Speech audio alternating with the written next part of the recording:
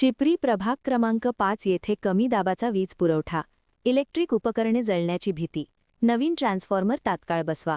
विश्वजित कांबळे.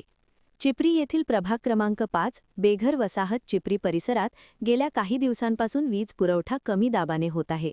त्यामुळे घरातील पंखे, दिवे तसेच इतर विद्युत उपकरणे व्यवस्थित चालत नाहीत. काही वेळा उपकरणांचे नुकसान होण्याचीही शक्यता निर्माण झाली आहे. तसेच ह्या कारणाने विद्यार्थ्यांच्या शिक्षणावरही परिणाम होत आहे. प्रभागात ज्येष्ठ, वृद्ध व आजारी लोक आहेत. त्यांना याचा नाहक त्रास होत आहे. या परिसरात सुमारे 485 पेक्षा जास्त घरे आहेत. तसेच प्रभागात एकूण 3000 लोकसंख्या असून प्रभागात मागासवर्गीय समाज मोठ्या प्रमाणात आहे.